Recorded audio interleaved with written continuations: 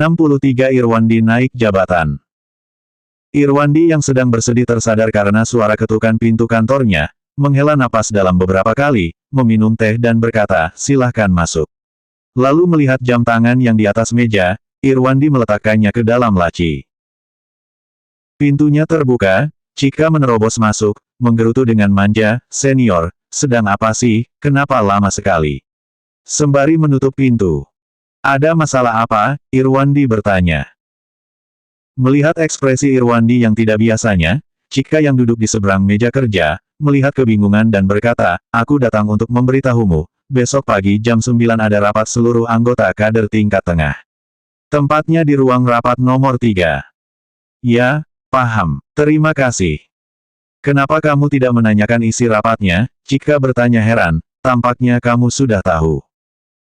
"Apa yang harus ditanyakan? Besok ikut rapat juga tahu kan?" Irwandi bicara dengan dingin. "Senior, ada apa?" Chika bertanya kepada Irwandi dengan perhatian, "Apa yang terjadi?" "Hehe, tidak ada apa-apa." Irwandi tersenyum, berkata, "Jangan mencurigai orang terus."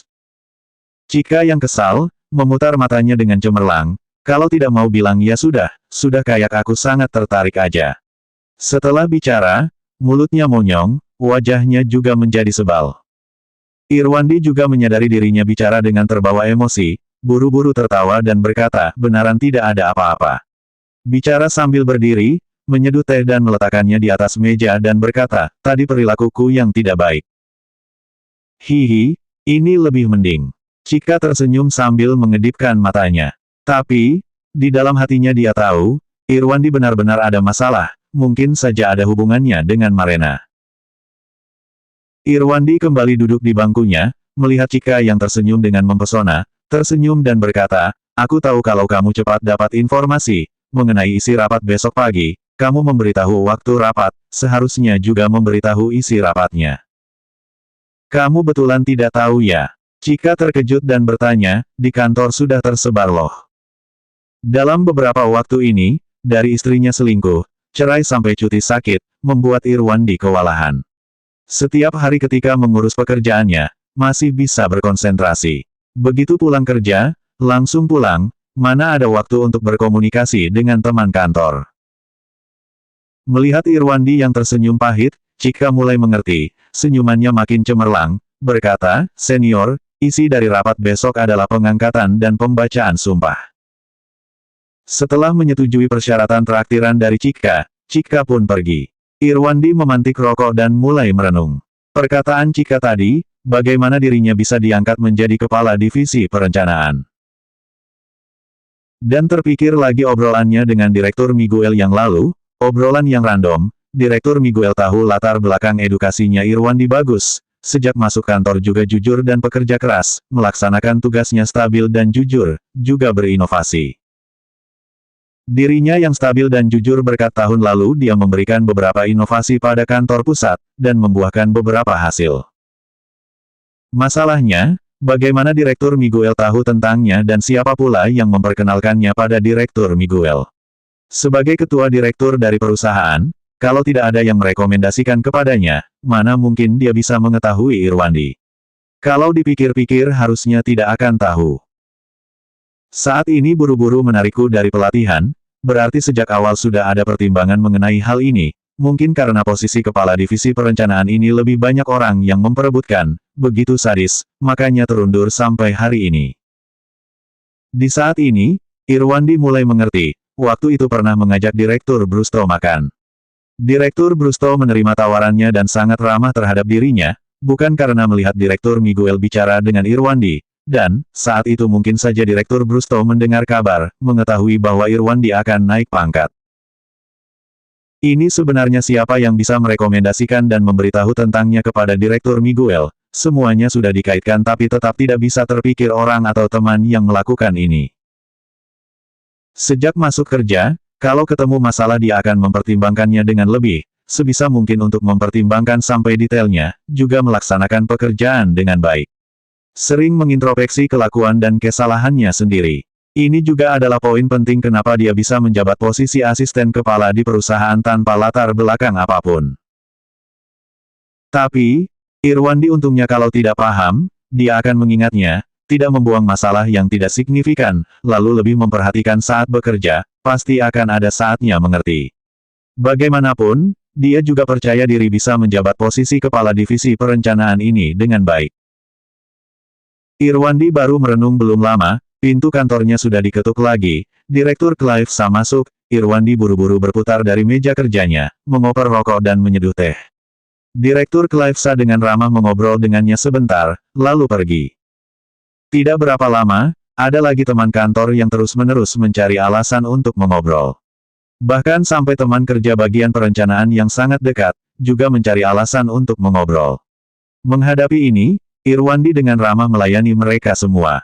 Di saat yang bersamaan juga menolak tawaran makan dan minum dari teman-teman kantor. Setelah mengantar pergi teman-teman, Irwandi merasa bahwa situasinya tidak wajar, diam-diam pulang kerja lebih awal. Di pukul 9 pagi hari berikutnya, rapat dilaksanakan tepat waktu di ruang rapat nomor 3. Rapatnya dipimpin oleh Direktur Brusto dari Departemen Keuangan, sesuai dengan urutan rapat, pertama mengapresiasi pekerja yang sudah lama masuk. Irwandi termasuk dalam barisan yang diapresiasi. Setelah acara apresiasi selesai, Direktur Brusto mewakili perusahaan untuk bicara kepada pekerja bagian perencanaan, memberikan pujian dan kesimpulannya. Di antaranya, mengangkat Irwandi dan Chika sebagai contoh, menjelaskan tentang cara bekerja dan perlakuan Irwandi dan Chika selama di perusahaan. Lalu mengumumkan pengangkatan Irwandi dan orang lainnya, Direktur Divisi Perencanaan, Irwandi. Wakil Direktur Divisi Informasi, Chika, yang artinya menggantikan posisinya yang sekarang. Pengangkatan kali ini berarti mengubah posisi kader tingkat tengah perusahaan, ada orang yang naik jabatan, namun ada juga orang yang diturunkan dari posisinya. Mendengar pengangkatan Chika, Irwandi terkejut, tetapi ia tidak menunjukkannya, hanya tersenyum dan tepuk tangan untuk menyelamati. Di saat yang bersamaan ia melirik sekitar, melihat Direktur Clive Sa yang merupakan kepala bagian divisi ini duduk di sampingnya, wajahnya sangat kaku dan sorot matanya terkejut. Tampaknya Direktur Clive Sa juga tidak mengetahui hal ini.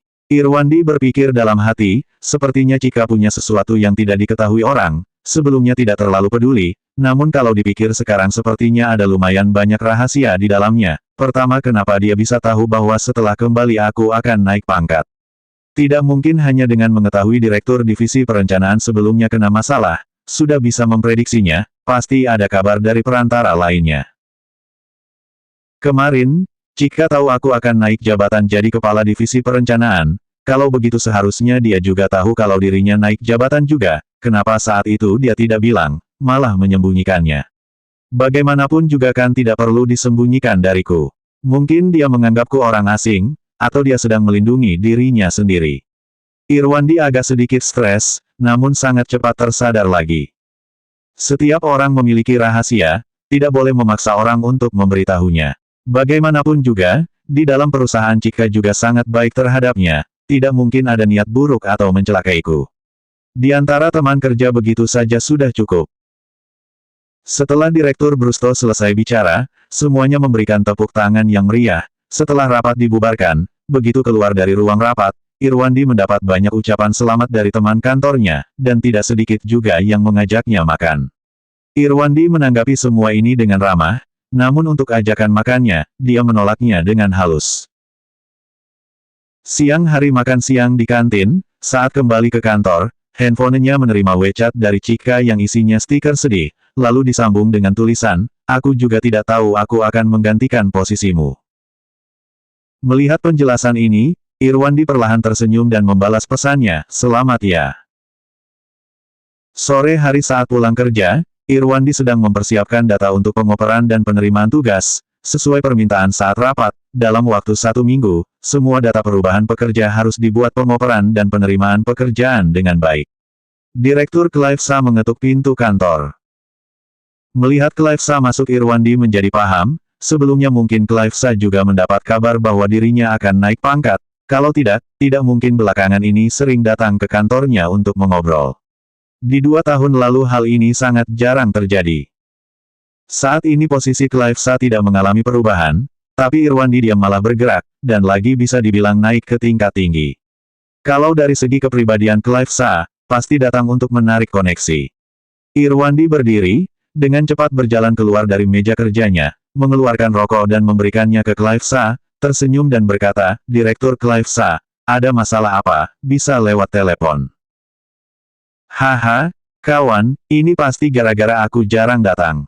Wajah Clive Sa dipenuhi senyuman, dia menerima rokoknya, bicara sambil tertawa. Sudah naik jabatan sudah mau pergi ya kawan, sedikit tidak rela, datang kemari untuk ngobrol denganmu bro. Ini sih harus berterima kasih atas bimbingan Direktur Clive Sa, beberapa tahun ini berada di sisi Direktur Clive Sa, aku belajar banyak pengalaman kerja.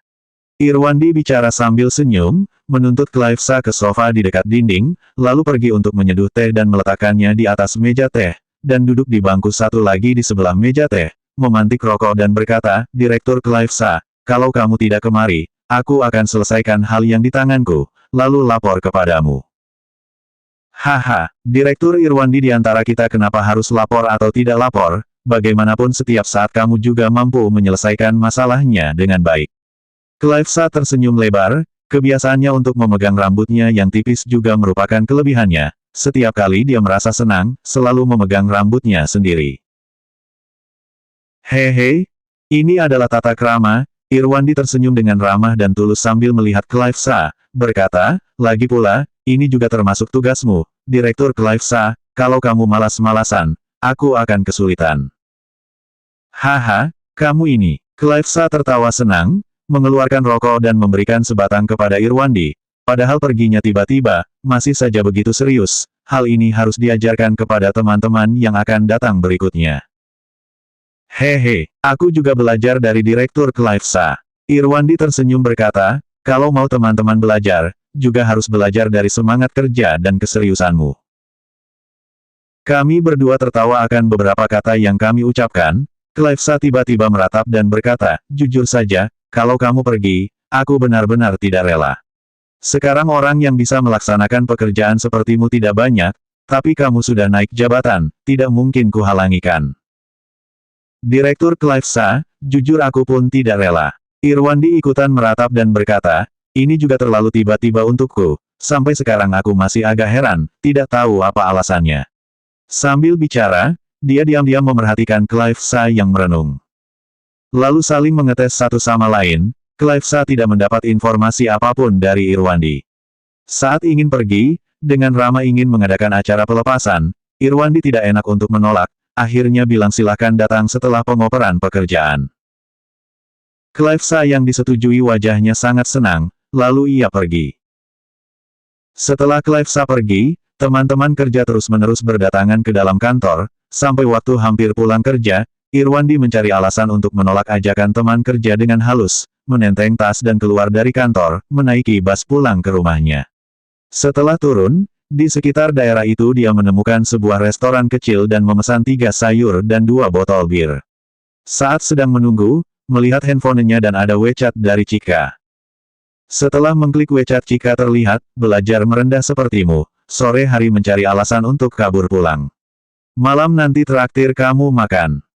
Irwandi tersenyum dan membalas, terima kasih. Sudah makan dan sampai di rumah. Setelah makan di rumah, Irwandi membereskan rumahnya, membawa sampahnya untuk dibuang ke bawah, sekalian keluar untuk jalan-jalan. Begitu keluar dari perumahan, dia berjalan terus tanpa tujuan. Dia berjalan terus, tanpa disadari malah sampai ke taman tempat dia dan Marena sering jogging saat pacaran dan setelah menikah. Irwandi yang sedang berjalan di taman, tiba-tiba menghentikan langkahnya, melihat Marena yang mabuk berdiri di depannya. 64 Marena ingin rujuk kembali. Mereka berdua saling memandang. Irwandi yang tiba-tiba datang, berjalan melewati Marena tanpa ekspresi apapun, dan terus melanjutkan jalannya. Marena berbalik badan dan melihat punggung Irwandi, pandangannya menjadi kabur karena ingin menangis. Beberapa hari ini, Marena merasa sangat sedih. Setelah Irwandi pergi hari itu, Marena mengaku bahwa dirinya mempunyai hubungan dengan Sojun di bawah celaan orang tuanya, namun, dia berulang kali menjelaskan bahwa dia tidak selingkuh dengan Sojun. Namun, ayahnya Munos, mengambil foto dan menyuruhnya menjelaskannya, tidak peduli bagaimana Marena menjelaskannya, ayahnya tidak akan percaya, bahkan ibunya sangat curiga. Dia membawanya ke kamar dan bertanya dengannya dengan hati-hati, bukankah itu Sojun teman sekolah menengahmu dulu? Setelah menerima jawaban dari Marena, ibunya menghela nafas dalam-dalam dan memarahinya karena kebenciannya. Akhirnya, jika bukan karena ibunya yang menghalanginya, Munos sudah bersiap untuk menghajarnya. Dan mengancamnya, untuk menyuruh dia tidak kembali lagi. Marena yang merasa tersakiti, saat ini, tempat kerjanya tidak dapat mengambil keputusan, Irwandi terus berada di benaknya. Setiap hari pulang ke rumah sewaan, rindu semacam ini lebih intens, hal-hal kecil sebelumnya muncul di depannya. Irwandi memberikannya kehangatan, cintanya, dan kebahagiaannya kepadanya. Membuat Marena semakin merindukan, berharap untuk kembali ke pelukan Irwandi, memulai hidup baru dengan Irwandi lagi. Setelah makan malam beberapa hari ini, Marena pergi ke taman untuk berjalan-jalan, menantikan waktu untuk bertemu dengan Irwandi, dan membayangkan apa yang harus dikatakan saat mereka bertemu, tetapi setiap hari, yang datang hanyalah sakit hati dan kehilangan. Malam ini, bertemu dengan Irwandi, tetapi Marena tidak tahu bagaimana berbicara dengannya. Atau tidak memiliki keberanian untuk berbicara. Setelah Irwandi pergi, hatinya berada dalam gelombang emosi yang tidak bisa dikendalikan. Dia tidak punya niat untuk berjalan, dia pergi dari gerbang taman lain dan kembali ke rumah. Marena, yang meninggalkan taman, di dalam benaknya memikirkan Irwandi, dan tanpa sadar kembali ke rumahnya yang dulu.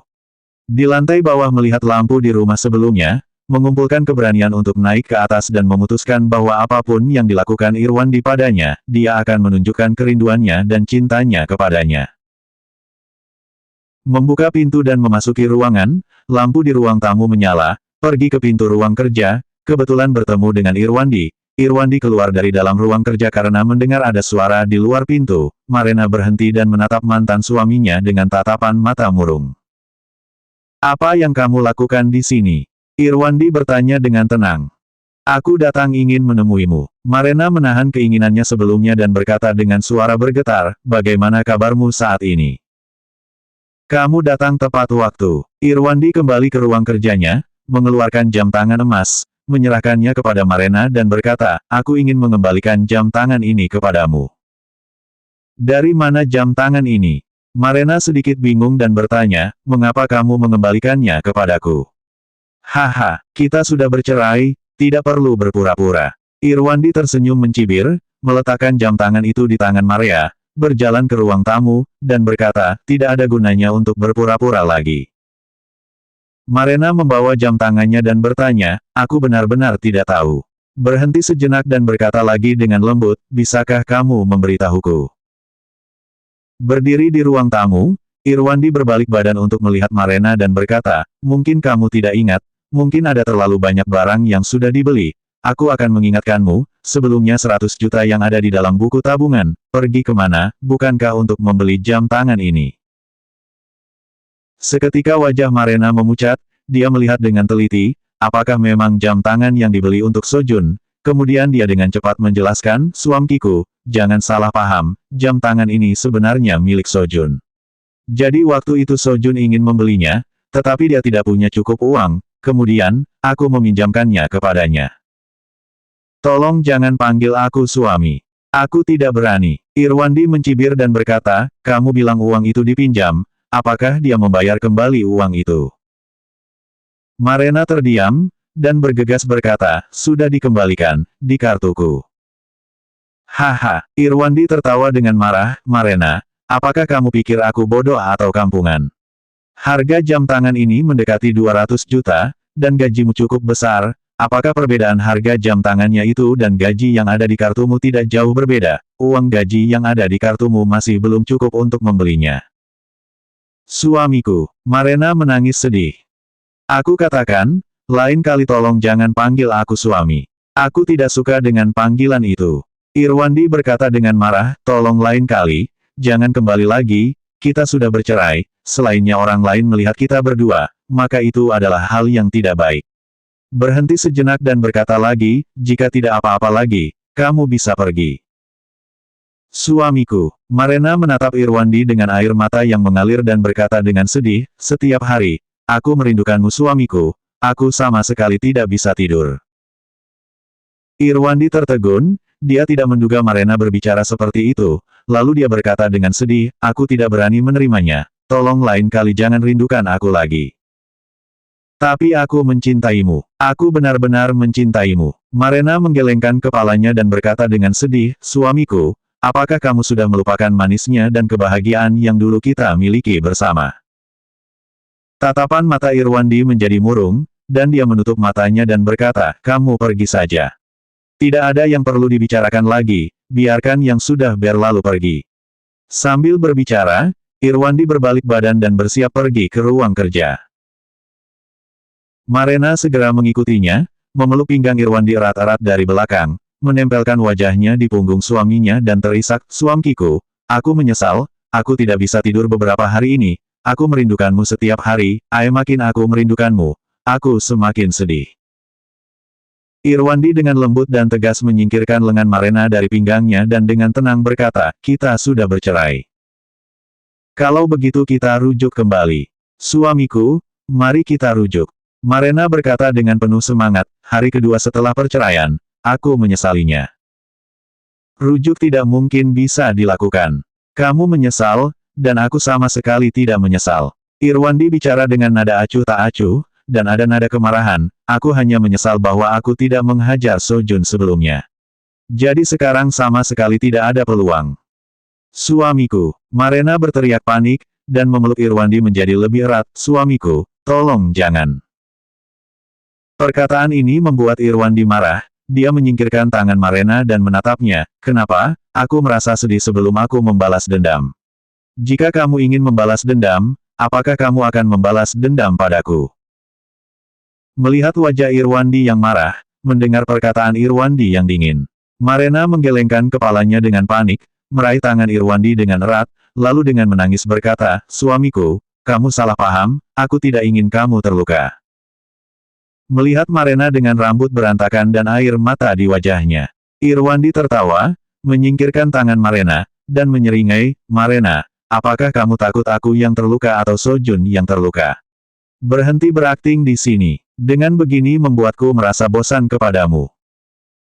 Marena yang tangannya disingkirkan, mendengar perkataan cemoohan Irwandi, berdiri di sana dengan bingung, memandang Irwandi dan menangis sedih, suamiku, aku benar-benar tidak selingkuh dengan Sojun, percayalah kepadaku, aku benar-benar tidak berbohong. Aku katakan sekali lagi, kita sudah bercerai, tolong jangan panggil aku suami. Ini bisa membuatku malu. Irwandi berkata dengan marah, sekarang tolong kamu tinggalkan rumahku. Jika kamu tidak pergi, aku akan memberitahu paman untuk membawamu pulang. Melihat Irwandi, yang bersiap mengeluarkan ponselnya, air mata Marena mengalir lebih cepat dan sedih, suamiku, kamu sudah tidak mencintaiku lagi. Aku mohon seperti ini, apakah masih tidak bisa? Selesai berbicara, dia melihat Irwandi berbalik badan dan Marena menutup mulutnya dan berlari keluar. Kemudian dia mendengar suara pintu tertutup di belakangnya, dia berlari ke tangga, berjongkok dan menangis.